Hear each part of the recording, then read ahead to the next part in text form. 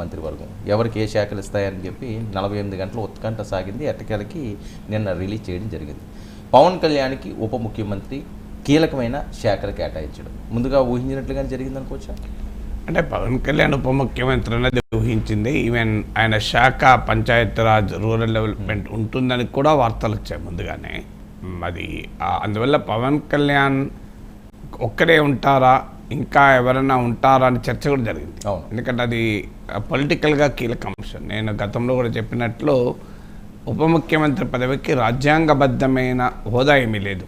ఇప్పుడు ఉప ప్రధాని ఉప ముఖ్యమంత్రి అని మీకు ఉదాహరణకు డైరెక్టర్, డిప్యూటీ డైరెక్టర్ ఉంటాడు, ఉప సంచాలకుడు, సంచాలకుడు అంటారు. డైరెక్టర్ దగ్గరికి వెళ్ళాల్సిన ప్రతి ఫైలు ఉప సంచాలకం ద్వారానే వెళ్తుంది, ఇంకో రూట్ ఉండదు, మార్గం. ఇప్పుడు కమిషనర్, డిప్యూటీ కమిషనర్ ఉంటారు, కమిషనర్ దగ్గరికి వెళ్ళే ఫైలు డిప్యూటీ కమిషనర్ ద్వారా వెళ్తుంది. కానీ ముఖ్యమంత్రికి వెళ్ళే ప్రతి ఫైలు ఉప ముఖ్యమంత్రి ద్వారా వెళ్ళదు. ఉప ముఖ్యమంత్రి అనేది పొలిటికల్ హోదా, అది ఒక రాజకీయపరమైన గుర్తింపు. సో రాజకీయాల్లో అది కూడా కీలకమే. అధికారమా గవర్నమెంట్ అనే దానికన్నా డెమోక్రసీలో government is also a political shape కనుక అందులో ఉప ముఖ్యమంత్రి అనేది ఒక పొలిటికల్ హోదా.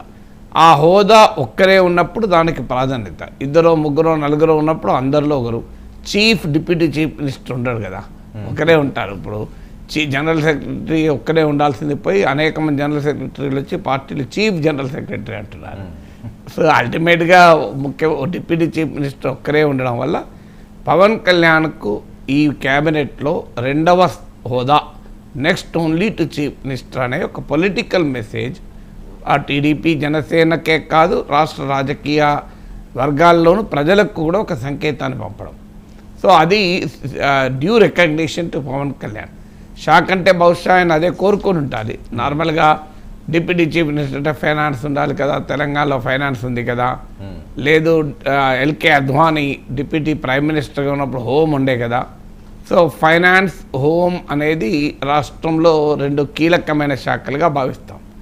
అందువల్ల ఉండాలి కదా అంటే నాట్ నెసెసరీలీ. ఫైనాన్స్, హోమ్ ఎంత ఇంపార్టెంటో రూరల్ డెవలప్మెంట్, పంచాయతీరాజ్ కూడా అంతే ఇంపార్టెంట్ కదా. సో ఏ శాఖలైనా చేయగలిగితే అద్భుతాలు చేయొచ్చు. సో అందువల్ల పలానా శాఖ ఇంపార్టెంట్ కాదు అనే కంక్లూజన్ పూర్తిగా నిజం కాదు. కోర్స్ మీకు ఫైనాన్స్ కన్నా ఇంకో చిన్న శాఖ ఉంటుంది, గృహ రోడ్లు, భవనాలు. సో అనే కంపారిజన్లు చేయొచ్చు. బట్ ఆ రోడ్లు, భవనాలు కూడా చాలా చేయొచ్చు చేయాలనుకుంటే. సో అందువల్ల బట్ స్టిల్ కొన్ని శాఖలకు గుర్తింపుగా భావిస్తాం. ఆ భావనలో చూసినా కూడా గ్రామీణాభివృద్ధి తక్కువేం కాదు, పంచాయతీరాజ్ గ్రామీణాభివృద్ధి తక్కువేమీ కాదు. కనుక పవన్ కళ్యాణ్ ఉప ముఖ్యమంత్రిగా, అలాగే ఒక కీలకమైన గ్రామీణాభివృద్ధి శాఖ మంత్రిగా ఆ పొలిటికల్ రికగ్నిషన్ ఈ శాఖలో వచ్చింది. రెండవది మరో ముఖ్యమైన వ్యక్తి ఈ క్యాబినెట్లో నారా లోకేష్. ఒకవేళ జనసేనతో పొత్తు లేక టీడీపీగానే ప్రభుత్వం ఏర్పాటు అయి ఉంటే డెఫినెట్గా ఎవరు అవునన్నా కాదన్నా, చెప్పినా చెప్పకపోయినా, డిప్యూటీ చీఫ్ మినిస్టర్ అయినా కాకపోయినా నారా లోకేష్ సెకండ్ ప్లేస్లో ఉండేవారు కదా.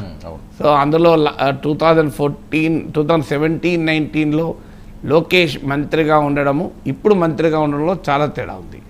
అప్పుడు ఆయన ఎమ్మెల్సీగా మంత్రిగా వచ్చాడు, ఇప్పుడు ప్రజల నుంచి ఎన్నుకోబడి మంగళగిరి నుంచి ఎమ్మెల్యేగా భారీ మెజారిటీతో గెలిచి వచ్చాడు.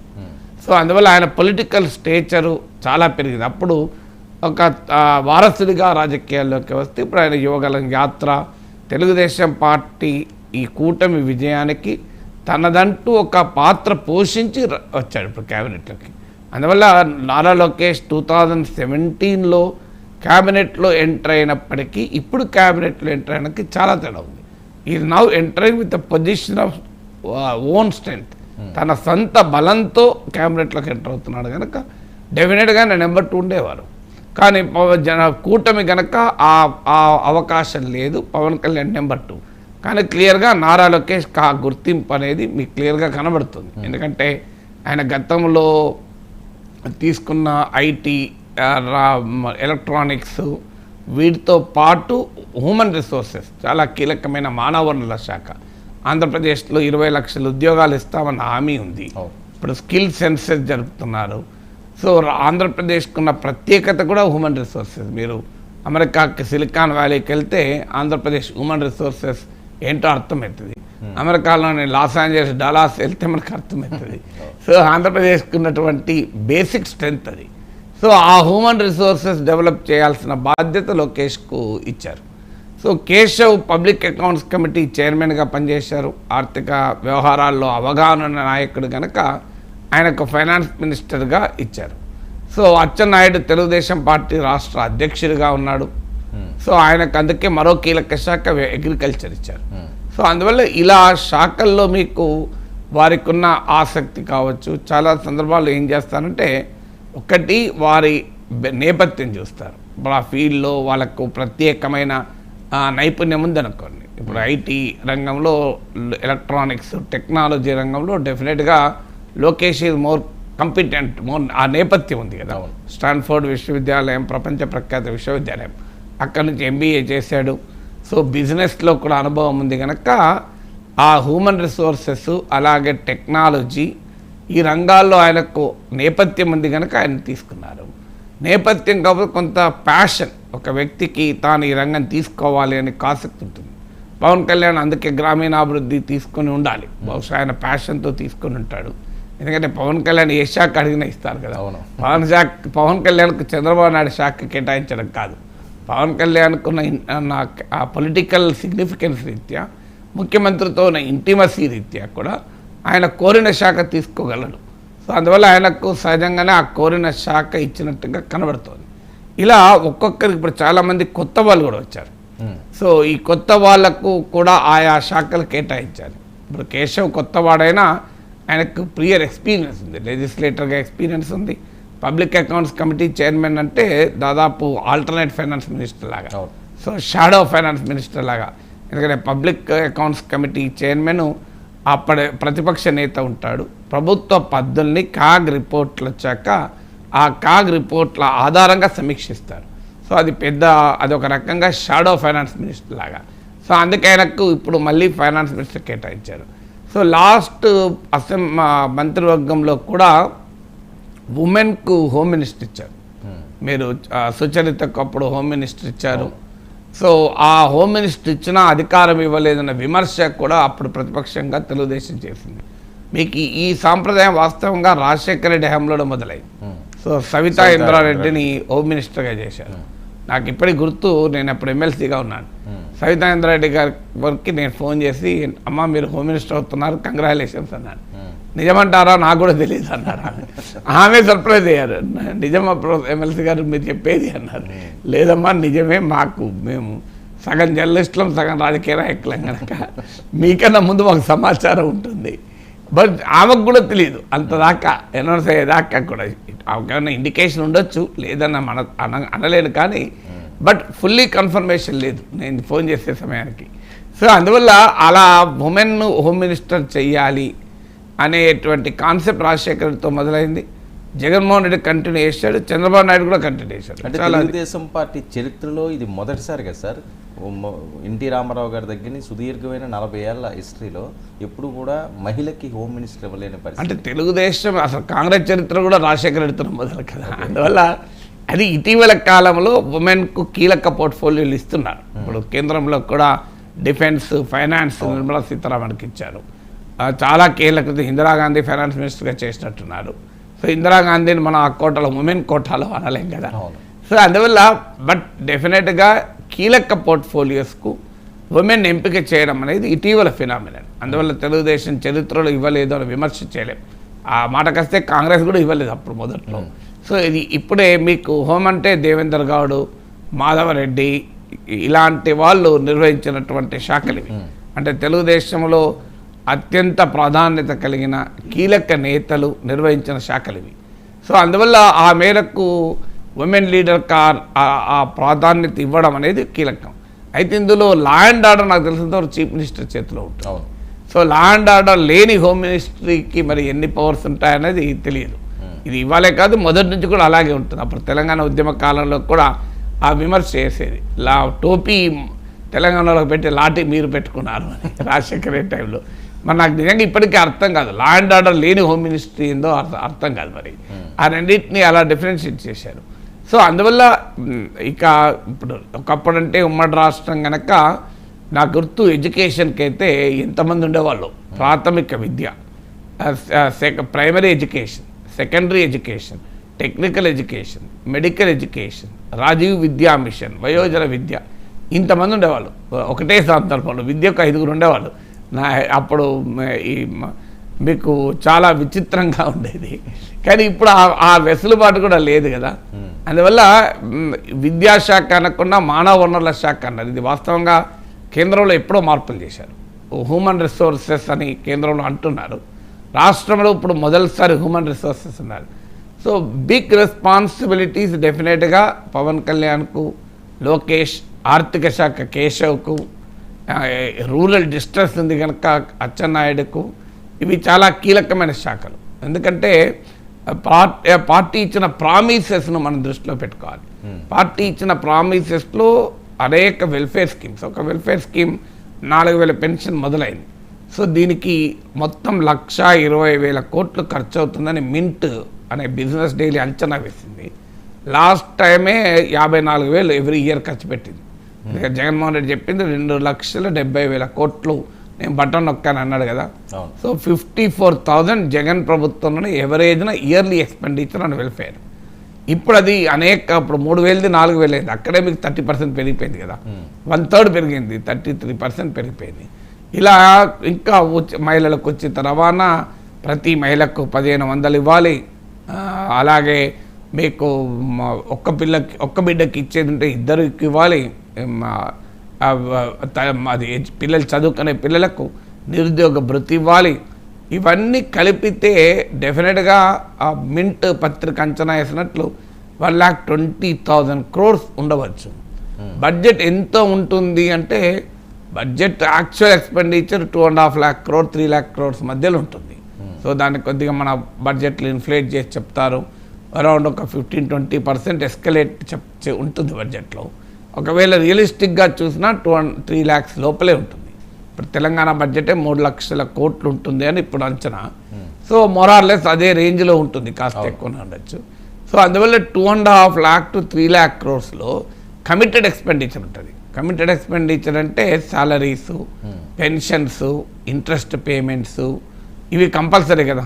నువ్వు ఎవరున్నా మెయింటెనెన్స్ ఎక్స్పెండిచరు, ఇది కామన్. ఇప్పుడు గవర్నమెంట్ ఆఫీస్ ఉంటుంది, ఆడ కరెంట్ బిల్లు కట్టాలి, అది రొటీనే కదా. సో ఇవన్నీ this is called committed expenditure. So debt installment, అప్లపైన కిస్తీలు, ఈ కమిటెడ్ ఎక్స్పెండిచర్ గణనీయంగా ఉంటుంది. అంత ఎగ్జాక్ట్ పర్సంటేజ్ ఇప్పుడు మనకు వైట్ పేపర్స్ ప్రజెంట్ చేసినప్పుడు తెలుస్తుంది. ఇక మిగిలిన డబ్బుల్లో మరి వెల్ఫేర్కే 1,20,000 కోట్లు కడితే రాష్ట్రం ఏ రకంగా అభివృద్ధి చెందాలి. సో ఆల్రెడీ మీకు నిన్న ఇండియన్ ఎక్స్ప్రెస్ ఎడిటోరియల్ అంచనా వేశారు 5 లక్షల కోట్ల అప్పు ఉంది అని. ఇది కాక ప్రభుత్వ రంగ సంస్థలు తీసుకున్న ఆఫ్ బడ్జెట్ బారోయింగ్స్ అంటారు. సో వాటితో పాటు గ్యారంటీలతో పాటు కలుపుకుంటే ఎంత ఉంటుందో తెలియదు. ఒక అంచనా 7 లక్షల కోట్లు ఉంటుందని. సో ఈ భారీగా ఉండేటువంటి ఎక్స్పెండిచర్ కమిట్మెంట్స్ ఉన్నాయి. రెవెన్యూ ఏమో ఎంత ఎకనామీ గ్రో అయినా ప్రాసెస్లో పెరుగుతుంది. సో వీటిని బ్యాలెన్స్ చేయడం అనేది ఒక పెద్ద టాస్క్. సో ఇప్పుడు ఫైనాన్స్ను, పబ్లిక్ ఫినాన్స్ని ఎలా బ్యాలెన్స్ చేస్తారనేది is a very big task. ఇప్పుడు మరి అమరావతి నిర్మాణం కావాలి, పోలవరం అంటే కేంద్రం నిధులు ఇస్తుంది కానీ ముందు ఖర్చు పెట్టాలి. సో ఇలా ఈ కమిట్మెంట్, రోడ్ల మరమ్మతులు, ఇప్పుడు జగన్మోహన్ రెడ్డి పైన వచ్చిన విమర్శ అదే కదా. ఆయన అంతా సంక్షేమ పథకాలకు పెట్టాడు, ఆఖరికి రోడ్ల రిపేర్లకు కూడా డబ్బులు లేవు, డ్రైనేజీకి డబ్బులు లేవు, రోడ్లు అతుకులతో అతి భయంకరంగా ఉండేవి. అక్కడే జగన్ దెబ్బతిన్నాడు. సంక్షేమం అమలు చేయక దెబ్బతినలే. 2,70,000 కోట్లు అంటే మామూలు విషయం కాదు కదా. 2,70,000 కోట్లు 5 ఏళ్లలో ఏకంగా ప్రజల అకౌంట్లో పడ్డాయి. మధ్యలో దళారీ లేరు, మీకు పైరవీ లేవు, కట్లు లేవు, కమిషన్ లేవు కదా. అలాంటి 2,70,000 కోట్లు రాష్ట్ర ప్రజల అకౌంట్లో పడ్డాయి. అవన్నీ కూడా ఎకానమీలోకి మళ్ళీ ఏదో రూపంలో వస్తాయి. మరి అంత భారీగా ఖర్చు పెట్టారు కనుకనే వేరే వాటికి డబ్బులు లేవు. ఇక వేరే వాటికి డబ్బులు లేక రోడ్లు రిపేర్ లేవు, ఉపాధి కల్పన పైన కేంద్రీకరణ లేదు. దాని ఫలితం జగన్ అనుభవించాడు. అదే చంద్రబాబు నాయుడు విజయానికి కారణమైంది. అందువల్ల వీళ్ళు ఇప్పుడు ఆ ట్రాప్లో పడకుండా జాగ్రత్త పడాలి. కానీ ఎక్కువ వెల్ఫేర్ ప్రామిస్ చేశారు. 1,20,000 కోట్లు అమలు చేయాలి. వాటిని ప్రాసెస్లో ఇవాళ కాకపోయినా ఇంకా ఏడాదికో 2 ఏళ్ళకో ఆ ప్రామిస్ అమలు చేయాలి. అన్ని ప్రామిస్ ఇప్పుడు వెంటనే అమలు చేయరు. ఆల్రెడీ జగన్ రోడ్డు మీద పడ్డాడు. సో ఈ పథకాలు అమలు చేయకపోతే ప్రతిపక్షం మొదలు పెడుతుంది. ప్రతిపక్షాన్ని తగ్గింది 10% ఓటింగ్. సో ఎప్పుడైతే ఈ ప్రామిసెస్ అమలు కావో, ఆ అమలు కాకపోవడం వల్ల ఉన్న అసంతృప్తిని ఎన్కాష్ చేసుకొని ఆ 10% కోల్పోయిన ఓటు తెచ్చుకోవాలని ప్రయత్నం చేస్తారు. అది పొలిటికల్ ఛాలెంజ్. అందువల్ల ఈ ఛాలెంజెస్ అన్నిటిని బ్యాలెన్స్ చేయాలంటే చాలా ఇన్నోవేటివ్గా గవర్నమెంట్ నడపాలి. నీకు కన్వెన్షనల్గా బిజినెస్ యాజ్ యూజువల్గా నడిపితే లాభం లేదు. So that doesn't work. ఎలా దానికి అసలు ఆర్థిక అవసరాలు లేని అభివృద్ధి చాలా ఉంటుంది. నువ్వు డబ్బులు ఖర్చు కాకుండా అద్భుతాలు చేయగలరు. చాలామంది రాంగ్ నోషన్ ఏముంటుందంటే డబ్బులు ఖర్చు పెడితేనే పని అవుతుంది అని. చాలా పనులు డబ్బులు ఖర్చు పెట్టాల్సిన అవసరం లేకుండా అవుతుంది. నువ్వు కనుక ఎఫిషియన్సీ చూపగలిగితే, క్రియేటివిటీ చూపగలిగితే, ఇన్నోవేషన్ చూపగలిగితే అద్భుతాలు చేయొచ్చు. నేను ఆ రకమైనటువంటి ఆలోచన సరళి కనుక ఉంటే డెఫినెట్గా ఇప్పుడు ఇండస్ట్రియల్ ఇన్వెస్ట్మెంట్ ఉంటుంది. ఇండస్ట్రియల్ ఇన్వెస్ట్మెంట్ డబ్బేం ఖర్చు ఉంటుంది. మీరు కనుక ఫెసిలిటేట్ చేయగలిగితే పరిశ్రమ వాళ్ళు వస్తారు, పెట్టుబడులు పెడతారు. అందువల్ల ఇలా ఫిజికల్ అండ్ నాన్ ఫిజికల్ మెజర్స్ను ఎలా అమలు చేయాలి, ఇన్నోవేషన్ ఎలా తీసుకురావాలి, టెక్నాలజీని ఎలా లివరేజ్ చేసుకోవాలి, so leakages in public finances ఎలా అవాయిడ్ చేయాలి, ఎగ్జిస్టింగ్ ఇన్కమ్ సోర్స్ ఎలా ఆగ్మెంట్ చేయాలి, ఇలాంటివన్నీ ఒక పెద్ద ఛాలెంజ్. ఆ ఛాలెంజెస్ను ఈ శాఖల కేటాయింపు మంత్రులు అయిపోయారు కనుక నౌ ద వర్క్ స్టార్ట్ కావాల్సిన అవసరం ఉంటుంది. ఓకే సార్, మరో యాత్రకి సిద్ధమవుతున్న జగనట 2029 మనదే అంటూ మాజీ సీఎం ధీమా వ్యక్తం చేయడం వెనుక ఆంతర్యం ఏంటి? అంటే రాజకీయ పార్టీ అని చేసేది అదే కదా. సో అంటే ఒకటి ఇప్పుడు రెండు లక్ష్యాలు ఉంటాయి జగన్మోహన్ రెడ్డి ముందు. ఒకటి తన పార్టీని నిలబెట్టుకోవాలి, కాపాడుకోవాలి, తన పార్టీ కార్యకర్తలకు ఆ విశ్వాసాన్ని కల్పించాలి, నమ్మకాన్ని కల్పించాలి, తాను అండగా ఉన్నాను అనే భావన కల్పించాలి. సో అధికారంలో ఉన్నప్పుడు అందుబాటులో లేడన్న విమర్శలు ఎదుర్కొన్నాడు. ఎమ్మెల్యేలు మంత్రులకి అందుబాటులో ఉండేవాడు కాదు అని. యాక్సెసిబిలిటీ అనేది, ఇన్యాక్సెసిబిలిటీ అనేది ఒక పెద్ద ఇష్యూ. కేసీఆర్ని కానీ జగన్ కానీ దెబ్బతీసిన ముఖ్యమైన అంశాలలో అందరికీ అందుబాటులో ఉండడు అని. ఎందుకంటే అందరికీ అందుబాటులో ఉంటే సగం సమస్య పరిష్కారం అవుతుంది. మీకు మన డాక్టర్ దగ్గరికి వెళ్తాం, డాక్టర్ ఏ మందులు ఇచ్చారన్నదో సంబంధం లేదు. కొంత సమయం ఇచ్చి బాగా మాట్లాడి మనల్ని అడిగి ఇచ్చారనుకోండి, సగం రోగం తగ్గిపోయినట్టు అనిపిస్తుంది. సో అదొక సైకలాజికల్గా ఆ ఇంపాక్ట్ ఉంటుంది మనకు. సో అందువల్ల రాజశేఖర రెడ్డి రోజు జనంతో కలిసేవాడు. సో కానీ ఆ సాంప్రదాయము 2 తెలుగు రాష్ట్రాల్లో లేదు. దాని ఫలితమే ఇప్పుడు అనుభవిస్తున్నారు కూడా. ఇప్పుడు కేసీఆర్ అనుభవిస్తున్నాడు, జగన్ అనుభవించాడు, ఇద్దరు అనుభవిస్తున్నారు. సో అందువల్ల ఇప్పుడు కనీసం అపోజిషన్లో ఉన్నప్పుడైనా తన కార్యకర్తలకు అందుబాటులో ఉండాలి, శ్రేణులకు అందుబాటులో. అధికారంలో ఉన్నప్పుడు అందుబాటులో లేకపోయినా ఆ 5 ఏళ్ళు నడుస్తుంది. ఇప్పుడు నడవదు కదా. ఇప్పుడు పార్టీలు 11 సీట్లకు పడిపోయే వరకు ఆ విశ్వాసం, కాన్ఫిడెన్స్ లెవెల్స్ అనేది ఘోరంగా పడిపోయి ఉంటాయి. సో ఏంటి మన భవిష్యత్తు ఏంటి అని, అంటే 40% ఓటింగ్ వచ్చిందని ఎంత చెప్పినా 11 సీట్స్ పడిపోతుందని ఎవరు ఊహించలేదు కదా. అందులో ఇప్పుడు అసెంబ్లీలో ప్రజల ప్రతిపక్షంగా నిర్వహించే పాత్ర చాలా పరిమితంగా ఉంటుంది, అసలు ఉండదేమో అని జగన్మోహన్ రెడ్డి అంచనాకొచ్చాడు. నిన్న మాట్లాడిన దాంట్లో కూడా అసలు మనకు అసెంబ్లీలో అవకాశం ఉండదన్నట్టే మాట్లాడాడు. ఏం చేయాలి, అసెంబ్లీలో అవకాశం లేదు, జనంలోకి వెళ్ళాల్సిందే కదా. అందువల్ల పార్టీని కాపాడుకోవడం అనేది మొదటి లక్ష్యం. అందుకే బహుశా మరో ఓదార్పు యాత్ర అనే దాని ద్వారా తన పార్టీ కార్యకర్తలు శ్రేణుల్ని డిఫెండ్ చేయడం. అయితే ఇది డిఫెండ్ చేయడమే కాదు, ఓదార్పు యాత్ర అప్పుడు జరిపినా ఇప్పుడు జరిపినా ఏదో ఒక పేరు చెప్పి జనంలోకి వెళ్ళడం.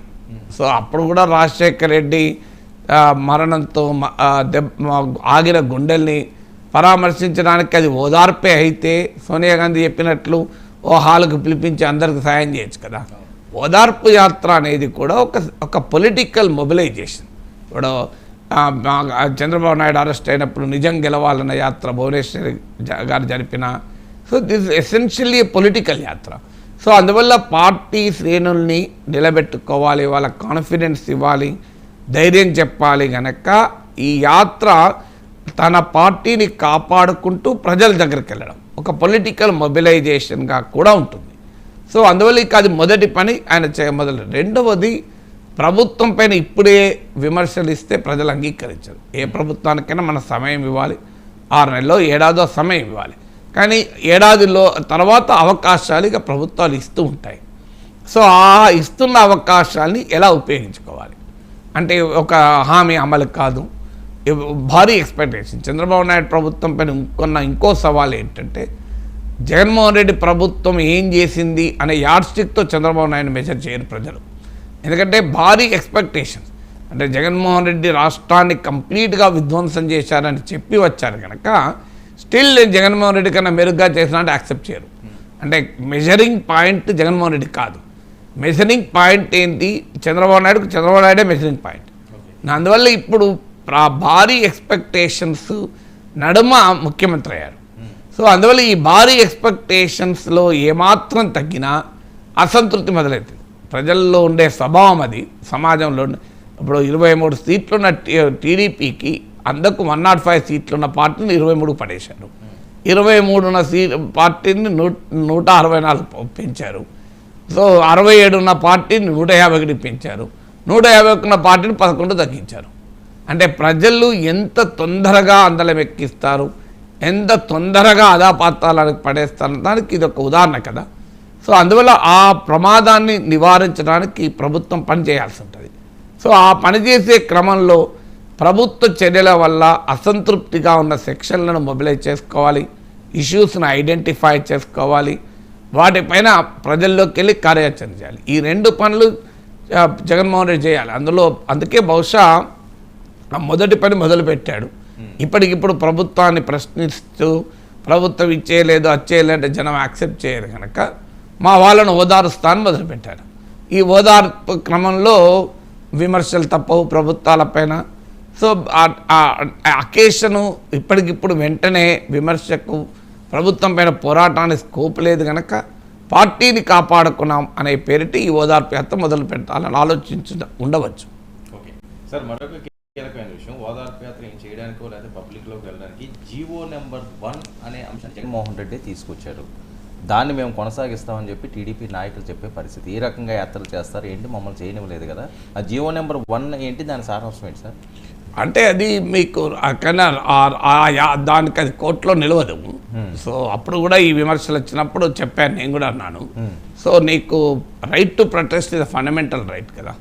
సో రైట్ టు ప్రొటెస్ట్ కానీ రైట్ టు అసెంబుల్ కానీ ఇదే ఫండమెంటల్ రైట్. అందువల్ల ఇప్పుడు జగన్మోహన్ రెడ్డి ఏవైనా తప్పులు చేస్తే మేము అవే తప్పులు రిపీట్ చేస్తామంటే మీ ప్రభుత్వానికి ఎందుకు ఓటేస్తాను జనం అడగరా? ఇప్పుడు land titling act Jaganmohan Reddy తెచ్చాడు, మీరు రద్దు చేస్తున్నారు కదా. తెచ్చిన దాన్ని అలాగే కంటిన్యూ చేస్తానని అన్నారు కదా. ఇన్ఫ్యాక్ట్ అది మోడీ తెచ్చిన చట్టం. తెలుగుదేశం పార్టీ అసెంబ్లీలో చాలా గొప్ప చట్టం అని ఇది ఇప్పుడు ప్రస్తుత ఆర్థిక మంత్రి కేశవే చెప్పాడు, చాలా గొప్ప చట్టం అని. సో అందువల్ల అలాంటి దాన్ని మీరు ఇవాళ పొలిటికల్ రీజన్స్ మీరు ప్రామిస్ చేశారు కనుక వెనక్కి తెచ్చుకుంటున్నారు కదా. అందువల్ల అప్పుడు ర్యాలీలను ప్రదర్శనలను అడ్డుకోవటానికి కొన్ని ఘటనలు జరిగినప్పుడు, అంటే అన్ఫార్చునేట్ ఘటనలు జరిగి ర్యాలీలో తొక్కిసలాట్లో చనిపోయినప్పుడు దాన్ని ఆధారంగా చేసుకొని ఈ జీవో వచ్చింది. అంటే ప్రదర్శనలను నిరసనలను కొంత నియంత్రించడానికి. బట్ అది ఆ రోజు కూడా నేను చెప్పాను, ఇది సరైనటువంటి చట్టం కాదు. రీజనబుల్ రిస్ట్రిక్షన్స్ పెట్టవచ్చు కానీ పబ్లిక్ యాక్టివిటీస్ని రిస్ట్రిక్ట్ చేయడం అనేది కోర్టులు ఒప్పుకోవు. ఆ పని కనుక ఇప్పుడు ప్రభుత్వం చేస్తే ఇంకెక్కువ విమర్శలు ఎదుర్కొంటారు. అందువల్ల ఎప్పుడు కూడా అపోజిషన్ స్పేస్ను నీవు అపోజిషన్ పార్టీని నియంత్రించవచ్చు కానీ అపోజిషన్ స్పేస్ని నియంత్రించలేవు. అపోజిషన్ పార్టీని నియంత్రించే పని చేసినందుకే జగన్మోహన్ రెడ్డి దెబ్బతిన్నాడు, దేశంలో మోడీ దెబ్బతిన్నాడు, తెలంగాణలో కేసీఆర్ దెబ్బతిన్నాడు. అపోజిషన్ పార్టీలను నియంత్రించిన అపోజిషన్ స్పేస్ నియంత్రించలేము. ఒక రకంగా అపోజిషన్ స్పేస్ వదిలేస్తే అదొక సేఫ్టీ వాల్. ఇప్పుడు మన ప్రెషర్ కుక్కర్ పైన విజిల్ పెడతాను చూడు, ఆ విజిల్ లేకపోతే ఏమవుతుంది, పేలిపోతుంది విజిల్ బయటకు రాకపోతే. సో అందువల్ల ప్రెషర్ కుక్కర్లో ఉన్న సేఫ్టీ వాల్వ్ అది. సో ఆ సేఫ్టీ వాల్వ్ నేను ఎలో చేయను జీవో 1 తెచ్చి అంటే అది రాజకీయంగా అధికారం ఉన్న వారికి అదేమీ ఉపయోగపడేది కాదు. సార్ ల్యాండ్ టైటిలింగ్ యాక్ట్ అనే అంశం అన్నది అంత ఈజీ కాదట కదా వెనక్కి తెచ్చుకోవడం అన్నది. ఇందులో ఉన్న టెక్నికల్ ఇష్యూస్ ఏంటి సార్?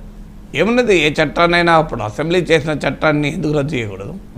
అసెంబ్లీ చేసిన చట్టం ఏ చట్టం కూడా దీనికి గ్రీన్ సిగ్నల్ ఇచ్చిందట. కేంద్రం రికమెండరీ కదా. కేంద్రం ఇది నీతి ఆయోగ్ ప్రతిపాదించే చట్టం, నీతి ఆయోగ్ ప్రతిపాదించి రాష్ట్రాలకు పంపిన చట్టం. సో రాష్ట్రాలకు పంపిన చట్టం కనుక ఆంధ్రప్రదేశ్ ఇచ్చింది. ఈ చట్టాన్ని తెలుగుదేశం సమర్థించింది. అసెంబ్లీలో కేశవ్ మాట్లాడుతూ ఇది ఆస్ట్రేలియాలో ఉంది, రాజస్థాన్లో అమలు చేశారు, మహారాష్ట్రలో ప్రయత్నిస్తున్నారు, ఇది గొప్ప చట్టం, ఈ చట్టానికి మేము పూర్తిగా మద్దతు అని కేశవ్ అసెంబ్లీలో కూడా మాట్లాడాడు. ఇది ఆన్ రికార్డ్ కదా, అసెంబ్లీ రికార్డ్స్లో ఉంది. నేను ఎలక్షన్ల ముందు మాట్లాడినప్పుడు నా వీడియోలో కూడా కేశవ్ మాట్లాడింది పెట్టాను, పబ్లిక్ డొమైన్లో ఉంది. మీరు యూట్యూబ్లో గుర్తొచ్చేస్తుంది. సో అందువల్ల ల్యాండ్ టైటిలింగ్ యాక్ట్ బీజేపీ తెచ్చిన చట్టం, టీడీపీ సమర్థించిన చట్టం. సరిగ్గా ఎన్నికలకు ముందు బహుశా ఏ ప్రశాంత్ కిషోర్ లాంటోడో ఏ రాబిన్ శర్మ లాంటోడో సలహా ఇచ్చింటారు. సో ఈ చట్టం పైన మనం భయాన్ని కనుక రేకెత్తిస్తే ఇది మనకు ఉపయోగపడుతుంది అని వాళ్ళు వ్యూహం చేశారు. దానికి పాస్బుక్ల మీద జగన్మోహన్ రెడ్డి ఫోటో వేసుకోవడం అనేటువంటి పని ఉపయోగపడ్డది. సో జగన్మోహన్ రెడ్డి ఫోటో వేసుకున్నాడు, రేపు ల్యాండ్ కూడా తీసుకుంటాడని. ఫోటో వేసుకోవడం తప్పే, దాంట్లో అనుమానం లేదు. కానీ ఫోటో ఉన్నంత మాత్రాన భూములు లాక్కోలేరు కదా. ఈ మాట అన్నందుకు చాలామంది కోపం వచ్చింది. ఫోటో వేసుకోవడం తప్పే, అనుమానం లేదు. కానీ ఫోటో ఉంది కదా అని చెప్పి భూములు లాక్కోగలరా? ప్రాక్టికల్గా సాధ్యం కాదు కదా. అది నీ ఆస్తిని గవర్నమెంట్ ఎట్లా లాక్కుంటే ఇష్టం వచ్చినట్టుగా అంత సులభం కాదు అది. సో బట్ ఆ భయాన్ని అయితే క్రియేట్ చేశారు. ఈ భయానికి మరో ముఖ్య కారణం ఏంటంటే స్థానికంగా అనేక చోట్ల వైసీపీ నేతలు భూములు కబ్జా చేయడము, భూములు ఆక్రమించడము, వీటిని చూసినటువంటి ప్రజలు. సో ఇది నిజమే కావచ్చు, ఎందుకంటే వాళ్ళ రియల్ లైఫ్ ఎక్స్పీరియన్స్లో లోకల్గా వైసీపీ లీడర్ ఉంటాడు, వాడు వీళ్ళ భూమిని ఆక్రమించడం ఏదో చేస్తాడు. సో ఇప్పుడు అధికారం క్షేత్రస్థాయిలో తమ అనుభవాన్ని తెలుగుదేశం ప్రచారం జోడించినప్పుడు నమ్మే అవకాశం కూడా ఉంటుంది. అది బాగా నమ్మినట్టు కూడా ఉన్నారు. ఇప్పుడు వైసీపీ ఈ స్థాయిలో ఓడిపోవడం బట్టి చూస్తే భూమిపైన ల్యాండ్ టైటిలింగ్ యాక్ట్ పైన క్రియేట్ చేసిన ఫియర్ డెఫినెట్గా ఒక పెద్ద ఫియర్. కానీ ఈ ల్యాండ్ టైటిలింగ్ యాక్ట్లో ఒక భూమి ఉన్న భూ యజమాని ఇబ్బంది పెట్టే ప్రొవిజన్ చాలా ఉన్నాయి, నేను కాదని అనను. కానీ అదే సమయంలో ఒక కంక్లూజివ్ ల్యాండ్ టైటిల్ అవసరం లేదా? టీడీపీ కూడా చెప్పాలి. ఇప్పుడు ఆ చట్టాన్ని సవరించుకోవచ్చు, అవసరమైన మార్పులు చేసుకోవచ్చు. ల్యాండ్ టైటిలింగ్ యాక్ట్ ఏంటి మనకు సింపుల్గా అర్థం కావటానికి, ఇప్పుడు మీ దగ్గర నేను ల్యాండ్ కొన్నా, ల్యాండ్ కొన్నప్పుడు మనకు ల్యాండ్ రిజిస్ట్రేషన్ జరగదు. చాలామంది ల్యాండ్ రిజిస్ట్రేషన్ అనుకుంటారు, మనకు జరిగేది సేల్ డీడ్ రిజిస్ట్రేషన్. అంటే మీ మీ మీ చేతిలో ఉన్న ల్యాండ్ నాకు రాదు. అఫీషియల్గా వచ్చేది ఏంటంటే మీకు నాకు మధ్య భూమి క్రయ విక్రయాన్ని ధృవీకరించేటువంటి పత్రం సేల్ డీడ్. అంటే it only register the sale, it doesn't register the land. ఇది తేడా చాలామందికి తెలియదు. సో ఒకవేళ రేపు నేను మీ దగ్గర ల్యాండ్ కొంటాను, మీకు 50 లక్షలు ఇచ్చి నేను ల్యాండ్ కొన్నా, నేను సబ్ రిజిస్టర్ ఆఫీస్ పోతాము, మీరు అమ్ముతారు, నేను కొంటాను. రేపు అది మీ ల్యాండ్ కాదు అని తేలింది, ఉదాహరణకు మీ ల్యాండ్ కాదని తేలితే నా పరిస్థితి ఏంటి? ఏమీ లేదు. ఎందుకు? Registration is not on land, registration is only on sale transaction. So ఇప్పుడు కంక్లూజివ్ ల్యాండ్ టైటిలింగ్ యాక్ట్ ఏంటంటే ప్రభుత్వం బాధ్యత తీసుకోవడం. సో ఈ ల్యాండ్ ఎవరిది, వర్మదేనా అని వాళ్ళు కన్ఫర్మ్ చేసి వర్మ పేరిటున్న భూమిని నాగేశ్వర్కు బదలాయించడం. రేపు ఒకవేళ అది వర్మ పేరిట భూమి కాదు అంటే నాకు ఆటోమేటిక్గా నష్టపరిహారం ప్రభుత్వం బాధ్యత వహించాలి. సో ఇది కంక్లూజివ్ ల్యాండ్ టైటిల్ అనేది. సో నేను ఎమ్మెల్సీగా ఉన్న రోజుల్లో ఈ రెవెన్యూ స్టాండింగ్ కమిటీలో కూడా సభ్యుడిగా ఉన్నప్పుడు నేను డిమాండ్ చేశాను. వాస్తవంగా ఎందుకు డిమాండ్ చేశానంటే, ఇప్పుడు హైదరాబాద్లో నేను ఒక మిడిల్ క్లాస్ స్కూల్ టీచరు, నేను కష్టపడి సంపాదించుకొని ఒక ప్లాట్ కొనుక్కుంటాను. ఆ ప్లాటు పలానా వర్మ దగ్గర కొన్నా, అది వర్మది ప్లాటా ఇంకోరి ప్లాటా, వర్మ ఇంకోరికి అమ్మిందా, ఇవన్నీ నాకెలా తెలుస్తాయి? నువ్వు ప్రభుత్వం చెప్పాలి కదా. నేను ప్రభుత్వం 500 1000 ఛార్జ్ కావాలంటే చేసి నాకు కన్ఫర్మ్ చేసి పెట్టు ఇది వర్మదే అని. నువ్వు ఇలా పరిశ్రమల కొరకేమో ప్రభుత్వం భూములు సేకరించి ఇస్తుంది, నేను ఒక మిడిల్ క్లాస్ నా జీవితం అంతా కష్టపడి సంపాదించే డబ్బు పెట్టి ల్యాండ్ కొన్నాక అది డబుల్ రిజిస్ట్రేషన్ అని తెలుస్తుంది. నా పరిస్థితి ఏంటి? అది మీరే మోసపోయి కొన్నారని తెలుస్తుంది. నా పరిస్థితి ఏంటి? అందువల్ల కంక్లూజివ్ ల్యాండ్ టైటిల్ ఇది ప్రోగ్రెసివ్ లెజిస్లేషన్ ఆ రకంగా. అయితే ఈ చట్టంలో ఉన్న ప్రాబ్లం ఏంటి అంటే ఏదైనా వివాదాలు ఉన్నప్పుడు ఆ భూమి యజమానికి ఒక ఈజీ రిడ్రెసల్ సిస్టమ్ ఉండాలి. అంటే తన సమస్య పరిష్కారానికి సులభమైన న్యాయమైన పద్ధతి ఉండాలి. అందువల్ల ఆ డీటెయిల్స్లో చట్టంలో లోపాలు ఉన్నమాట నిజం, దాంట్లో అనుమానమే లేదు. ఆ లోపాలని సవరించి సమీక్షించి ఒకవేళ ఇది కంక్లూజివ్ టైటిల్ ఇవ్వగలిగితే ఉపయోగం. కానీ పొలిటికల్గా వీళ్ళు తీసుకున్న స్టాండ్ ఏంటి? ఆ చట్టం వల్ల భూమి లాక్కెళ్తారు అని. అందువల్ల వాళ్ళకి ఇంకో మార్గం లేక రద్దు చేస్తున్నారు. లేకపోతే కేశవ్ లాంటి వారు ఈ చట్టం చాలా గొప్పదని అసెంబ్లీలో ఎందుకంటాడు? కేశవ్ అంత అమాయకుడా? ఆయన ఆర్థిక పరిజ్ఞానం ఉన్న వ్యక్తి, ఇప్పుడు ఫైనాన్స్ మినిస్టర్ కదా, ఏదో ఆన్ రికార్డ్ చెప్పాడు కదా, మీరు కూడా తీయచ్చు, యూట్యూబ్లో కొడితే దొరుకుతుంది. సో ల్యాండ్ టైటిలింగ్ యాక్ట్ పైన కేశవ్ ఏం మాట్లాడాడు? ఇది చాలా గొప్ప చట్టం అని క్లియర్గా మాట్లాడాడు కదా. ఇది ఆస్ట్రేలియాలో ఉంది. నేను స్టాండింగ్ కమిటీలో మాట్లాడినప్పుడు ప్రిన్సిపల్ సెక్రటరీ ఉండి ఇది ఎక్కడా లేదండి కంక్లూజివ్ టైటిల్ అన్నాడు. అయ్యా లేకపోవడం ఏంది, ఆస్ట్రేలియాలో ఉంది అని నేను ఇంటర్నేషనల్ ఎగ్జాంపుల్స్ ఇచ్చాను. నాకు ఇప్పటికీ గుర్తు అరకపూడి మోహన్ అని కరీంనగర్ జిల్లా ఎమ్మెల్యే, ఆయన రెవెన్యూ స్టాండింగ్ కమిటీ చైర్మన్ ఉండే. ఆయన నుండి ఓపెన్గా అన్నాడు, సార్ ఇది మీరు మాతో మాట్లాడినట్టు నాగేశ్వర సార్తో మాట్లాడితే కలవదు సార్. ఆయన ప్రొఫెసర్ గారు, మేము పబ్లిక్ లైఫ్లో ఉన్నాం, మాకంత సమయం ఉండదు ప్రతి దాన్ని ఇంత లోతుగా అధ్యయనం చేయడం. కానీ ఆయన ప్రొఫెసర్ సార్, మీకు ఆయన తెలిసినట్లేడు, అందువల్ల మీరు ఒకసారి కరెక్ట్గా అధ్యయనం చేసి చెప్పండి అన్నాడు ఆయన. అంటే అప్పుడు ఒప్పుకున్నాడు, నిజమే మీరు అన్నది ఇంటర్నేషనల్ ఎగ్జాంపుల్స్ ఉన్నాయని. సో అందువల్ల ఇంటర్నేషనల్ ఎగ్జాంపుల్స్ ఉన్నాయి. ఇప్పుడు అదే విషయం కదా అసెంబ్లీలో కేశవ్ చెప్పింది. ఆస్ట్రేలియాలో ఉంది, రాజస్థాన్లో ఉంది, మహారాష్ట్రలో కూడా ప్రస్తావించినట్టున్నాడు. నాకు క్లియర్ గుర్తు ఆస్ట్రేలియా రాజస్థాన్ అన్నాడు. సో అందువల్ల అప్పుడు అసెంబ్లీలో అది మంచి చట్టం ఎట్లయితుంది, ఇప్పుడు చెడు చట్టం ఎట్లయితుంది? ఒకే చట్టం మీద ఇప్పుడు రద్దు, అప్పుడు మరి చాలా గొప్ప చట్టం అని ఆహ్వానించిన వాళ్ళు ఇప్పుడు ఎలా రద్దు చేస్తారు? అందులో రద్దు చేయాల్సింది మోడీ కదా. ఇంత దుర్మార్గంగా ప్రభుత్వం ప్రజల ఆస్తుల్ని కొల్లగొట్టే చట్టం మోడీ ఎందుకు తెచ్చాడు? మోడీని ప్రశ్నించాలి మొదలు కదా. తెలుగుదేశం పార్టీ ఆంధ్రప్రదేశ్ అసెంబ్లీలో ఒక తీర్మానం చేయాలి, నరేంద్ర మోడీ ఇలాంటి దుర్మార్గమైన చట్టాన్ని తెచ్చి రాష్ట్రాల మీద రుద్దే ప్రయత్నం చేశాడు, దాని ఫలితంగా జగన్మోహన్ రెడ్డి లాంటి వారు భూమి కొట్టేసే ప్రయత్నం చేశారు, అందువల్ల ఇందులో మొదటి ముద్దాయి నరేంద్ర మోడీ కదా.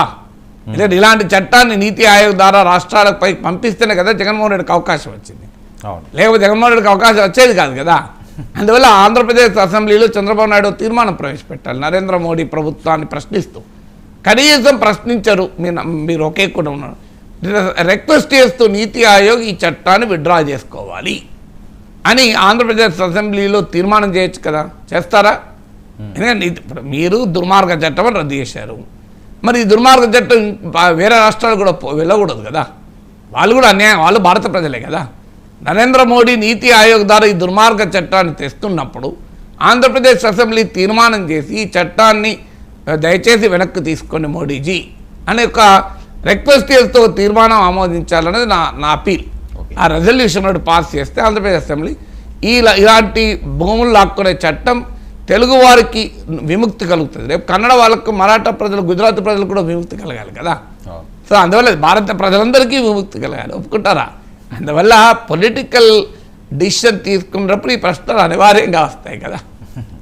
సార్ మరొక ముఖ్య విషయం, అధికారులపై కొత్త ప్రభుత్వం కొరడ. ఐఏఎస్ ఐపీఎస్లు ఎవరైతే గత ప్రభుత్వంలో ఇబ్బందులు పెట్టారో వాళ్ళందరికీ కూడా అప్పుడే స్టార్ట్ అయింది. ముఖ్యంగా టీటీడీ ఈవో ధర్మారెడ్డి ఏదైతే చంద్రబాబు నాయుడు గారు తిరుపతి వెళ్ళారో ఇక్కడి నుంచి నేను ప్రక్షాళన చేస్తాను అన్న మాట నిలబెట్టుకున్నారు. 24 గంటల్లో ఆయన్ని మొదట వేటేశారు ఆయనపై. ఇంకా చాలామంది ఉంటుంటారా? ఇది సాధారణంగా జరిగే ప్రక్రియనా? అంటే ఇప్పుడు పొలిటికల్గా ప్రభుత్వం మారినప్పుడు గత ప్రభుత్వంలో ఉన్న రాజకీయ నాయకులపైన, ఆ ప్రభుత్వానికి లాయల్గా ఉన్న అధికారులపైన సహజంగా చర్యలు జరుగుతాయి. అయితే ఈ చర్యలు కక్ష సాధింపు హందామా కాదా, విండిక్టివ్ పాలిటిక్స్ అంటే గత ప్రభుత్వంలో తప్పులు చేసిన వాళ్ళపైన చర్యలు తీసుకోవద్దంటారా? గత ప్రభుత్వంలో తప్పులు చేసిన వారిని చర్య తీసుకోవడం విండిక్టివ్ పాలిటిక్స్ కాదు, కక్ష సాధింపు కాదు. కానీ గత ప్రభుత్వంలో తప్పులు చేయడము చేయకపోవడంతో సంబంధం లేకుండా చర్యలు తీసుకుంటే విండిక్టివ్ అవుతుంది. కానీ అఫ్కోర్స్ ప్రభుత్వం మారినప్పుడు ఖచ్చితంగా గత ప్రభుత్వం తప్పులు సమీక్షిస్తారు కదా. సో అందువల్ల ఇది కక్ష సాధింప కాదా అనేది కేస్ బై కేసు చూడాలి తప్ప గత ప్రభుత్వంలో ఉన్న వారిపైన ఎవరిపైన చర్య తీసుకోవద్దు అనే theory license to corrupt, license to loot అవుతుంది. ఇది నేను ఆంధ్రప్రదేశ్ స్పెసిఫిక్గా చెప్పడం లేదు, అది ఆంధ్రప్రదేశ్ అయినా తెలంగాణ అయినా దేశమైనా ఒక ప్రిన్సిపల్ ఏంటంటే, ఒక తప్పు ఒక ప్రభుత్వంలో జరిగినప్పుడు ఆ తప్పును నిరసిస్తూ ప్రజలు తీర్పు చెప్పినప్పుడు ఆ తప్పును సరిచేసే బాధ్యత కొత్త ప్రభుత్వానికి ఉంటుంది. ఆ తప్పు చేసిన వారిని శిక్షించాల్సిన లీగల్ బాధ్యత కూడా ఉంటుంది కదా. అందువల్ల జగన్మోహన్ రెడ్డి ప్రభుత్వ హయాంలో ఉన్న రాజకీయ నాయకులపైన అధికారులపైన ఎవరిపైనా చర్య తీసుకోవద్దు, ఎవరిని ముట్టుకున్నా ఇది కక్ష సాధింపే అనే పొలిటికల్ స్టాండ్ కరెక్ట్ కాదు. అదే సమయంలో విచక్షణారహితంగా మేము అటాక్ చేస్తాం గత అనేది కరెక్ట్ కాదు. అందువల్ల it has to be studied case by case. So ఇక అధికారులు అంటారా, అధికారులు అర్థం చేసుకోవాల్సింది ఐఏఎస్ అనేది ఒక స్టీల్ ఫ్రేమ్ అని సర్దార్ పటేల్ అన్నాడు. They are loyal to the constitution of India. ఆ స్థానిక రాజకీయాలకు అతీతంగా ఉండాలి, స్థానిక రాజకీయాల్ని ఇన్సులేట్ చేయాలనే ఉద్దేశంతోనే ఆల్ ఇండియా సర్వీసెస్గా వీటిని రూపొందించారు.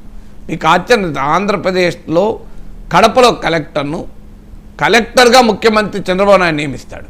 కానీ ఆయనకు ఉద్యోగం ఇచ్చింది చంద్రబాబు నాయుడు కాదు, జగన్ కాదు. ఆయనకు ఉద్యోగం ఇచ్చింది భారత రాష్ట్రపతి.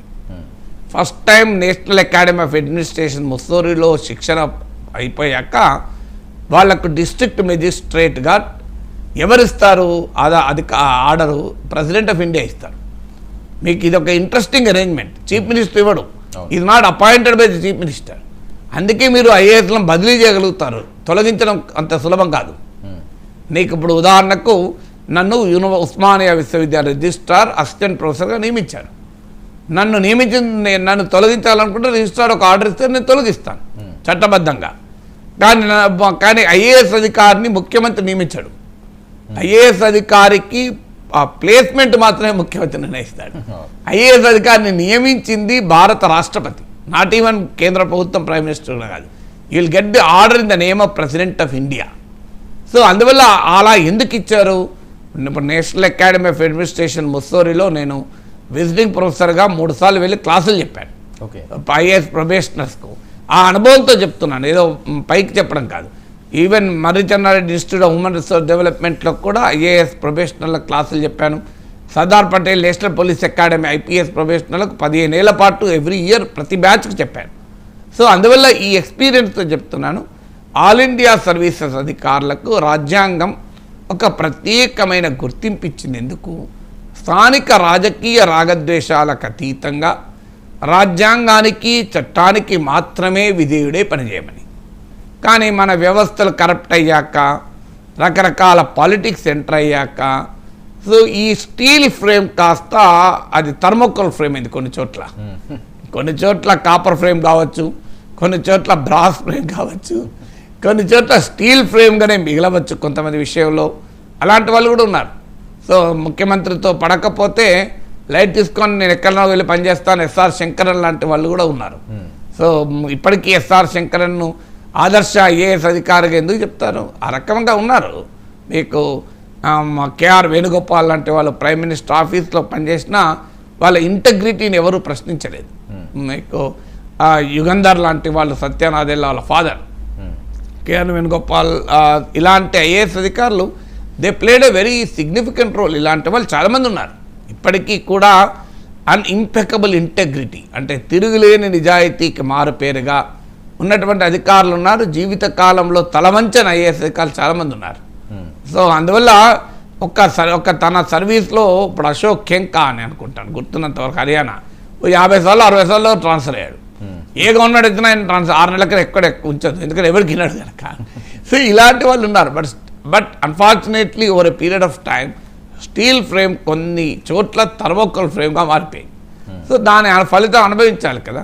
ఇప్పుడు ఐఏఎస్ అధికారులు ఎంత పవర్ ఉంటుందంటే ఒక మంత్రి ఆదేశించినా, ముఖ్యమంత్రి ఆదేశించినా చేయాల్సిన అవసరం లేదు. You can simply right on the file this is not permissible as per law అని.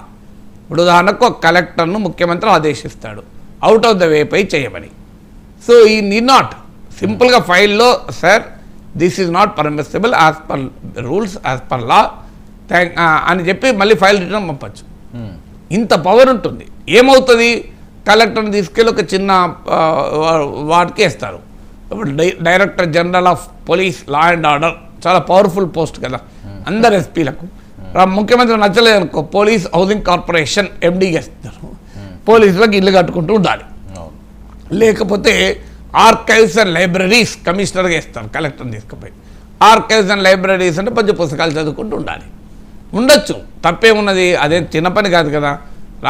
దేశంలో ఉన్న రాష్ట్రంలో ఉన్న ప్రతి కానిస్టేబుల్కు నేను ఇల్లు కట్టిస్తా అంటే జీవితంలో అంతకన్నా ఇంకా సంతృప్తి ఏముంటుంది. కానీ అలా చూడరు కదా, పవర్ ఉండదు కదా. నీకు డీజీపీ లా అండ్ ఆర్డర్ అంటే మొత్తం ఎస్పీలంతా రిపోర్ట్ చేస్తారు, మామూలు పవర్ కాదు కదా. సో అందువల్ల ఏమవుతుంది అంటే ఈ నాన్ ఇన్సిగ్నిఫికెంట్గా భావించబడే పోస్టులు ట్రాన్స్ఫర్ చేస్తారు. అంతకుమించి ఏం చేయలేరు. ఆ ట్రాన్స్ఫర్ చేసినప్పుడల్లా 2 రోజులు 2 నెలల ఎలవెన్స్ కూడా వస్తుంది. ఎన్నిసార్లు ట్రాన్స్ఫర్ చేస్తే అంత బెనిఫిట్. ఏడాదిలో 2 సార్లు ట్రాన్స్ఫర్ చేశారు అనుకోండి, 12 నెలల జీతం కాదు, 13 నెలలో 14 నెలల జీతం వస్తుంది. సో అందువల్ల ఏమి అంటే ఆ రకంగా ధైర్యంగా ఉంటే ఏమీ కాదు, నథింగ్ విల్ హ్యాపెన్. సో కానీ ప్రాక్టికల్గా ఎంతమంది అలా ఆ ఇంటెగ్రిటీతో నిలబడగలుగుతారు అంటే వ్యవస్థ ఇచ్చిన అవకాశాన్ని ఉపయోగించుకోగలి. ఇప్పుడు నేను యూనివర్సిటీ టీచరు, నేను 1988లో చేరినాను. 88 నుంచి ఇప్పటి వరకు ముఖ్యమంత్రులు ప్రధానమంత్రులకు కూడా ఓపెన్గా టీవీలో వచ్చి విమర్శించాను. మీకు నెదురుమల్లి జనార్దన్ రెడ్డి సీఎంగా ఉన్నప్పుడు హార్డ్లీ 5 years నాకు సర్వీస్. అప్పుడు times of India private engineering college అనుమతించినందుకు పెద్ద గోల అయ్యి ఆయన రాజీనామా చేస్తే glad to see him go అని ముఖ్యమంత్రిగా ఉన్నప్పుడే ఆర్టికల్ రాశాను టైమ్స్ ఆఫ్ ఇండియాలో. దానిపైన నాకు అప్పుడు సీఎం ఆఫీస్ నుంచి మా వైస్ ఛాన్సలర్ కబురు కూడా వచ్చింది, ఏంటి మీ టీచర్ అలా రాస్తాడా అంటే నా ఇష్టాన్ని అలాగే రాస్తాను. ఎందుకంటే యూనివర్సిటీ టీచర్లకు ఆ ఫ్రీడమ్ ఉంటుంది, అటానమీ ఆఫ్ మైండ్ ఉంటుంది. ఎందుకంటే మేము ప్రభుత్వ ఉద్యోగులం కాము. కానీ ఎంతమంది యూనివర్సిటీలో ఉన్న టీచర్స్ ఈ రాజ్యాంగం ఇచ్చిన చట్టం ఇచ్చిన స్వేచ్ఛ అంటే ఒక అటానమస్ మైండ్ అంటే రాజకీయ ఒత్తిళ్లకు సంబంధం లేకుండా ఒక స్వేచ్ఛాయుతమైన మేధస్సును కలిగి ఉండే అవకాశాన్ని చట్టం రాజ్యాంగం ఇచ్చింది. దాన్ని ఎంతమంది ఉపయోగించుకుంటున్నారు, ఎంతమంది ప్రభుత్వాలను నిలదీయగలుగుతున్నారు, ప్రజల పక్షాన ప్రభుత్వాన్ని ప్రశ్నించగలుగుతున్నారు, దట్స్ ఎ క్వశ్చన్. మీకు యూనివర్సిటీ వరల్డ్ వైడ్గా ఆ రకమైన ఫ్రీడమ్ ఉంటుంది. మీరు ఇప్పుడు అమెరికాలో నామ్ చామ్స్కీ ఉన్నాడు, హార్వర్డ్ ప్రొఫెసరు. ఆయన ఇప్పటికీ కూడా చామ్స్కీ అమెరికా ప్రభుత్వ విదేశాంగ విధానాన్ని కూడా ప్రశ్నిస్తూ ఉంటాడు. 90 ఏళ్ళ వయసు దాటిపోయింది. ఏమైనా ఆయన ఉద్యోగులకు తీసేసినరా? తీయలేరు. మీరు అమెరికాలో ఇలా 50 యూనివర్సిటీలో ఇజ్రాయిల్కు వ్యతిరేకంగా పెద్ద ఉద్యమాలు నడుస్తున్నాయి. Beauty of the democratic systems అవి. అన్ఫార్చునేట్లీ ఆ ఫ్రీడమ్ నువ్వు ఉపయోగించుకోగలగాలి. జడ్జి ఉంటాడు, జడ్జిని తొలగించగలుగుతారా? పబ్లిక్ సర్వీస్ కమిషన్ చైర్మన్ ఉంటాడు, నియమించడం వరకే ప్రభుత్వం పని, తొలగించడం అంత సులభం కాదు. వైస్ ఛాన్సలర్ నాకు ఇప్పటికి గుర్తు, కాసు బ్రహ్మానందరెడ్డి చీఫ్ మినిస్టర్గా ఉన్నప్పుడు మా యూనివర్సిటీ వైస్ ఛాన్సలర్ ఉండే. ఆయన ఇలా సీఎం వస్తే కుర్చీలోకి వెళ్ళి కూడా లేవలేదట. అవర్ యూ సీఎం అన్నాడట. అంత సీఎం కూడా ఏం ఫీల్ కాలే, వచ్చి పక్కన కూర్చున్నాడట. సో ఇలా చెప్తున్నా అంటే అంత ఫ్రీడమ్ ఉంటుంది. Vice chancellor is need not. కానీ మన వైస్ ఛాన్సలర్ ఏమైనా బొకే పట్టుకొని ఎడ్యుకేషన్ మినిస్టర్ ఆఫీస్ ముందట ఆ పిఎన్ రిక్వెస్ట్ చేస్తారు, ఒక్కసారి సార్ని కలుస్తారు సార్, ఒక్కసారి సార్ని కలుస్తారు సార్, ఒక్క బొకే ఇచ్చి వెళ్ళిపోతారు సార్ అని చెప్పి బయట సోఫాలో కూర్చుంటారు. ఇలా నువ్వు తగ్గించుకున్న తర్వాత వ్యవస్థ ఏం చేస్తుంది? ఇప్పుడు ఒక పవర్ నీకు వైస్ ఛాన్సలర్ ఇది వెరీ బిగ్ పవర్. నువ్వు మంత్రి వచ్చినా కూడా నువ్వు లేవాల్సిన అవసరం లేదు, నీకు ఆ ఇన్ఫ్లుయెన్స్ ఇస్తారు, నువ్వు దాన్ని ఉపయోగించుకోవాలి కదా. నేను బొకే పట్టుకొని బయటకు 1-2 గంటలు కూర్చున్న తర్వాత మంత్రి నీకు ఎందుకు విలువిస్తాడు? గడవడు అంటాడు, అంతే కదా. సో అందువల్ల ఇవన్నీ ఐఏఎస్ అధికారులు కూడా ఆ రకంగా ఉండగలగాలి, ఆ పర్సనల్ ఇంటెగ్రిటీతో ఉండగలగాలి. ఉన్నవాళ్ళు చాలామంది ఉన్నారు. సార్ మీకు ఎప్పుడైనా హెచ్చరికలు వార్నింగ్లు అవి వచ్చినాయండి ప్రభుత్వం నుంచి కానీ లేకపోతే సీఎంల దగ్గర నుంచి కానీ? ఫార్చునేట్లీ ఇంతవరకు రాలేదు. అయితే ఒక్క ఎగ్జాంపుల్, జనార్దన్ రెడ్డి టైంలో అది కూడా సీఎం పంపింది కాదు, చీఫ్ మినిస్టర్స్ ఆఫీస్లో ఉన్న సీఎం ముఖ్యమైన అధికారులు ఉంటారు కదా, వాళ్ళు టైమ్స్ ఆఫ్ ఇండియాకు చెందిన ఇండిపెండెంట్ అని ఎలీట్ డైలీ ఉండే, చాలా ఫేమస్ పత్రిక. ఆ రోజుల్లోనే అన్ని పత్రికలు 1 రూపీ ఉంటే అది 4 రూపీస్ ఉండేది. Elite news paper, respectable news paper, దానికి నేను రాసేవాడిని. సో దాంట్లో ఈ glad to see him go రాసినప్పుడు ఎలా రాస్తాడు, is a government university employee అంటే వాళ్ళకి మా వైస్ ఛాన్సలర్ని పిలిచాడు. సరే ఎందుకయ్యా 5 ఏళ్ళు అయింది, 5 years కూడా కాలేదు, కొత్తగా పెళ్ళయింది, ఇప్పుడే కొడుకు పుట్టాడు, ఉన్న ఉద్యోగం పోతే ఎట్లా, ముఖ్యమంత్రి కోపం వస్తే జాబ్ తీసేస్తాడని ఇన్ మై ఓన్ ఇంట్రెస్ట్ చెప్పాడు. నేను వైస్ ఛాన్సలర్ అన్న, మీకు నా మీద అభిమానం ఉన్నందుకు ధన్యవాదాలు, అయితే ముఖ్యమంత్రికి చెప్పండి ఆయన నన్ను ఉద్యోగం తీసేయమంటాడు, అయినా నేను రాస్తా అంటున్నాడు అని. దమ్ముంటే ఉద్యోగం తీయమను అన్నా, ఎందుకంటే నా ఉద్యోగం తీసేస్తే నేను అప్పుడు జూబ్లీ ఇల్లు కట్టుకుంటా అన్నా. ఎందుకంటే 25 ఏళ్ళు 30 ఏళ్ళు కోర్టులో కేసు నడుస్తుంది, సుప్రీంకోర్టు దాకా పోతా, నేనే గెలుస్తా, అప్పుడు శాలరీ మొత్తం వస్తుంది, హాయిగా అప్పుడు జూబ్లీ ఇల్లు కట్టుకుంటా సార్ అన్న. సో అందువల్ల ఈయన ఫ్రీడమ్ నాకు తెలుసు కదా, చట్టం తెలుసు కదా, we're not part of government, supreme court తీర్పులు ఉన్నాయి. సో ఇప్పుడు గవర్నమెంట్ ఉద్యోగం అయితే రిజైన్ చేసి ఎమ్మెల్సీకి కంటెస్ట్ చేయాలి, నేను చేయలే కదా రిజైన్, నేను లీవ్ మీద వెళ్ళే కదా, మళ్ళీ 8 years అయిపోయినా మళ్ళీ వచ్చేసాను కదా, ఎమ్మెల్సీగా ఉన్న సమయంలో కూడా నా PhD స్టూడెంట్స్ని గైడ్ చేశాను కదా. So that's the beauty of the system. ఇప్పుడు IAS అధికారులు కానీ జడ్జిలు కానీ ఇప్పుడు ప్రభుత్వమే జీతాలు ఇవ్వచ్చు వాళ్ళకు. ఇప్పుడు కంట్రోలర్ అండ్ ఆడిటర్ జనరల్ ఉంటాడు కాదు, ఆయనకు ఎవరు జీతం ఇస్తారు? ప్రభుత్వమే కదా. ఆయన లీవ్ పెట్టాలంటే ఎవరు పర్మిషన్ తీసుకోవాలి? ఫైనాన్స్ సెక్రటరీ పర్మిషనే. కానీ ఆయన రోజు ప్రభుత్వాన్ని ప్రశ్నిస్తుంటారు క్యాగ్ రిపోర్ట్లలో. ఇప్పుడు సుప్రీంకోర్టు జడ్జిలు, హైకోర్టు జడ్జిలు ఎవరు జీతాలు ఇవ్వాలి వాళ్ళకు? గవర్నమెంటే కదా ఇవ్వాల్సింది. సో కానీ వాళ్ళు they are not part of government కదా. ఇప్పుడు Telangana, Andhra Pradesh public service commission చైర్మన్లకు ఎవరు శాలరీ ఇస్తారు? గవర్నమెంట్ ఇస్తుంది, కానీ వాళ్ళు గవర్నమెంట్ ఎంప్లాయీ కాదు. సో చీఫ్ సెక్రటరీ దగ్గరికి కూడా వాళ్ళు పోవాల్సిన అవసరం లేదు. Chief secretary will come to their office, వాళ్ళు కరెక్ట్గా మెయింటైన్ చేస్తే మాత్రం. ఓకే. సో అంత వాళ్ళు ఏ మంత్రుల దగ్గరికి కూడా పోవాల్సిన అవసరం లేదు. సో నార్మల్గా చీఫ్ మినిస్టర్లను కూడా కలవరు వాళ్ళు, ఇప్పుడు ఈ మధ్య కాలంలో కలుస్తున్నారు కానీ. So that is the power. ఇప్పుడు గవర్నర్ ఉన్నాడు, గవర్నర్ వెళ్ళి ప్రెసిడెంట్ ఆఫ్ ఇండియానే కలుస్తాడు. ఇప్పుడు గవర్నర్లు మారిపోయి హోమ్ మినిస్టర్లను కలుస్తున్నారు కానీ ఇది appointed by the president of India. So అందువల్ల ఇప్పుడు అంబేద్కర్ మాట అంటాడు, అంబేద్కర్ గారు, సో రాజ్యాంగం ఎలా అమలవుతుంది అనేది, రాజ్యాంగంలో ఏమున్నది అన్న దానిపైన ఆధారపడదు, పీపుల్ మ్యాన్ ద కాన్స్టిట్యూషన్ అంటాడు. ఆ రాజ్యాంగాన్ని అమలు చేసే వారిపైన ఆధారపడి ఉంటుంది. నీకు ఆ ధైర్యము ఉండాలి, ఉంటే ఏమవుతుంది? ఉద్యోగం తీసేస్తారు, ఆ రిస్క్ ఉంటుంది. సో బట్ ఇప్పుడు రిస్క్కు ఎప్పుడూ భయపడకూడదు. నేను ఆల్వేస్ అంటా, ట్రాఫిక్ కానిస్టేబుల్కి ఎప్పుడూ డస్ట్ అలర్జీ రిస్క్ ఉంటుంది. సో మీకు ఒక మెడికల్ ప్రాక్టీషనర్కి ఎప్పుడూ హెపటైటిస్ బి వచ్చే రిస్క్ ఉంటుంది. అలాగే ఒక పబ్లిక్ ఇంటలెక్చువల్గా ఉన్నప్పుడు అనేక ఒత్తిళ్ళు ఉంటాయి. ప్రభుత్వాలే కాదు, ప్రభుత్వేతర వాళ్ళు ఉండరా, సంపదామని కూడా బెదిరిస్తుంటారు. సో ఎంత ఎదగాలని సరిపోతుంది. నేను సంపదాన్ని బెదిరి ఒకసారి వస్తాం, 3 పర్సాలు చావాం కదా, దానికి భయపడాల్సిందే ఉన్నది. అందువల్ల నేను చిన్నప్పుడే యూనివర్సిటీలో ఉన్నప్పుడే స్లోగన్స్ విన్నాం, జీనా హాయ్తో మర్నా సీకో, కదం కదం పర్ లడ్నా సీకో అని. అంటే బతకాలంటే చావడం నేర్చుకోవాలి, అడుగడుగున పోరాటం నేర్చుకోవాలి. అందువల్ల అటానమస్ మైండ్గా ఉండటానికి ధైర్యం ఉండాలి, ready to face the consequences. దుమ్మేస్తారు, రాళ్ళు వేస్తారు, దాడులు చేస్తారు, రోజు బూతులు తిడతారు, అనేక రకాల అబద్ధాలు చెప్తారు. Fine, that's part of the life, part of the game అనుకోవాలి. క్రికెట్ ఆడేవాడికి ఎప్పుడోసారి బాల్ తగిలే ప్రమాదం ఉంటుంది తల మీద అని చెప్పి క్రికెట్ ఆడుకుంటుంటాడా? సరే, ఏంటంటే వీళ్ళు పవర్ని వీళ్ళు యూజ్ చేసుకోవట్లేదు, అవకాశం ఉన్నా సరే. అది ఎవరు తప్పు అంటారు సార్? రాజ్యాంగంలో, లేకపోతే ఈ రాజకీయ నాయకులు? రాజకీయ నాయకులు తప్పు, అధికారులు తప్పు. రాజకీయ నాయకులు తమ పరిధిని దాటి అధికారులతో పనులు చేయించుకుంటున్నారు, అధికారులు తమ పరిధులను మరిచి రాజకీయ నాయకులు సేవ చేస్తున్నారు. ఇద్దరిది తప్పే కదా. సో అందువల్ల నీకు officer should be loyal to the law, loyal to the constitution, loyal to the rules, not